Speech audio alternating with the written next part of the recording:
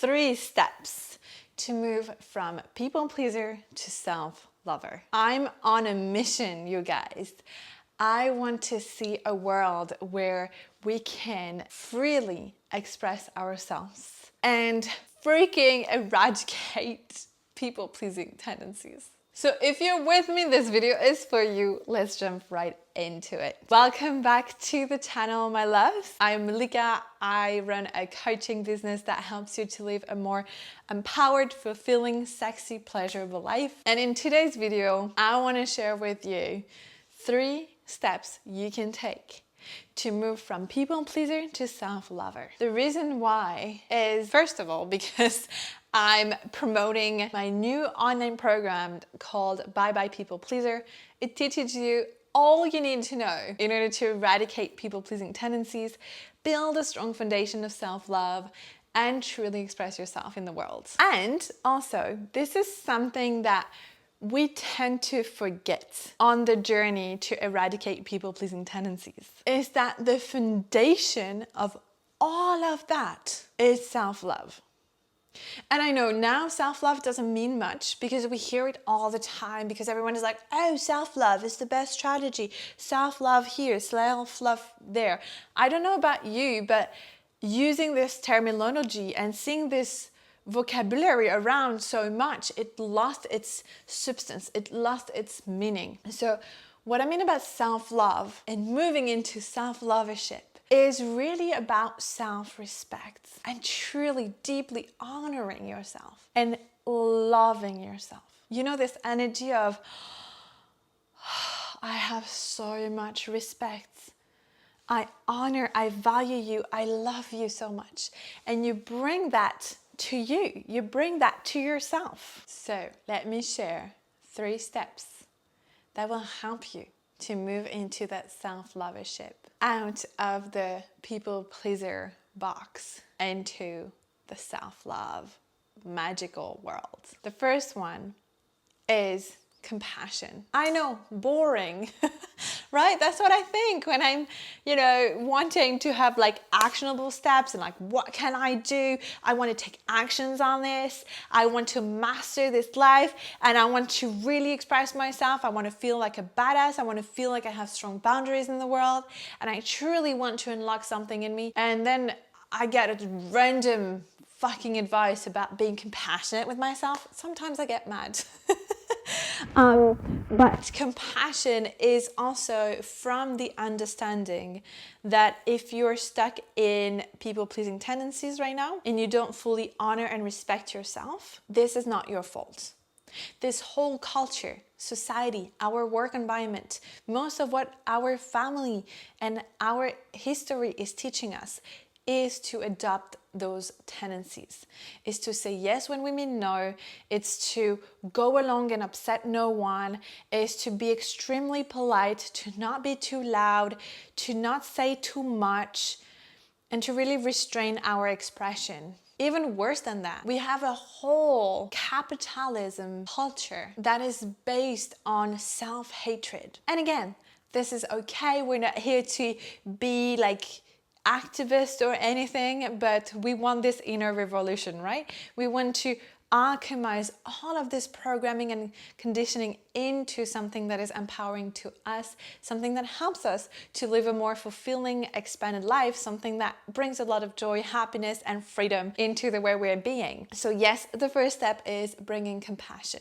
Because when you understand that it is not really your fault, that there is nothing to reject, you don't have to be mean with that version of you that is people pleasing. This transforms everything. This is the magic trick that a lot of people tend to forget. This is what I love to teach in every single of my online programs.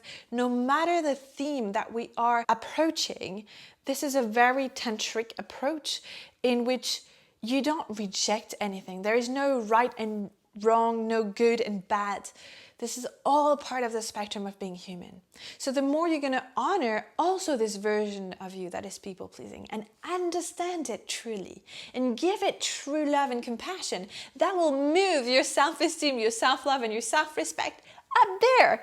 Because, hey, if you're hating this part of yourself in order to love yourself, there is, it doesn't make sense. It doesn't make sense. So instead, you welcome this part of you.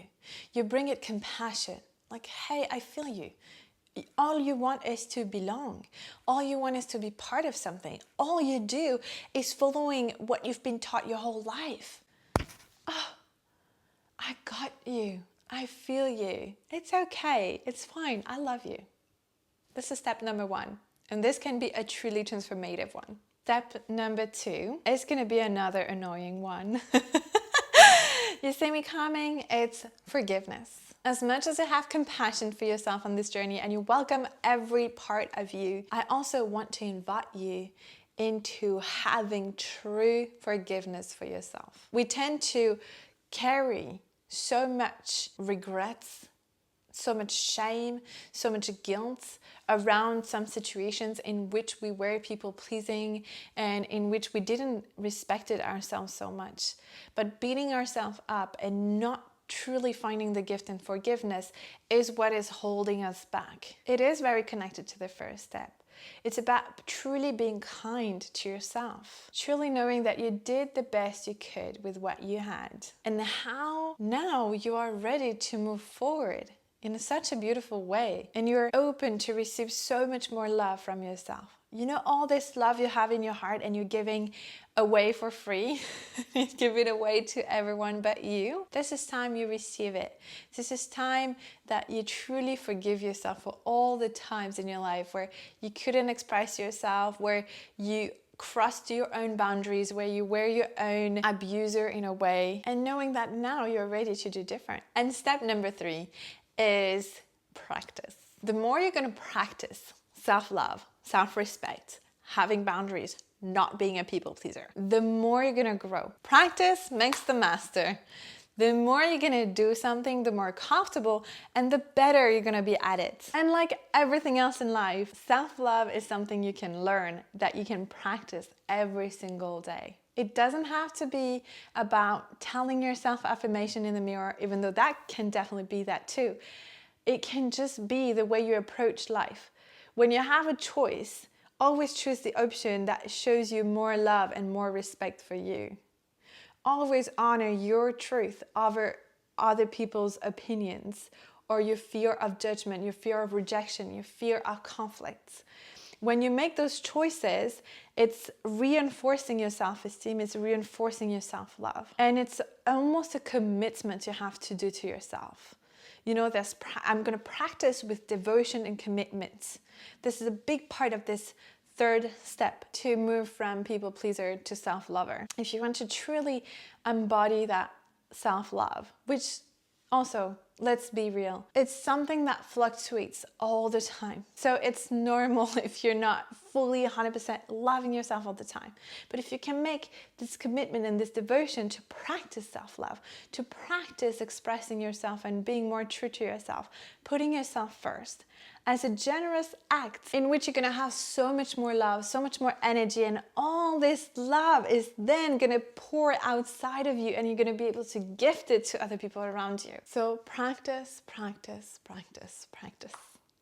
The more you do something, the more it becomes natural. It won't feel uncomfortable your whole life. And then you won't even realize that you are the embodiment of that.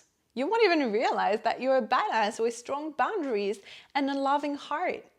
You won't realize how much you truly now respect yourself, your needs, your desires, your opinions, your beliefs. Because it's just going to be who you are. But maybe in the beginning, if you're not used to that, that might feel a bit icky, uncomfortable, like, oh my God, no, it's so different because it's new. But again, embrace it, welcome me with open arms, and I got you. I'm here with you on this journey, and I'm here if you want to talk about it.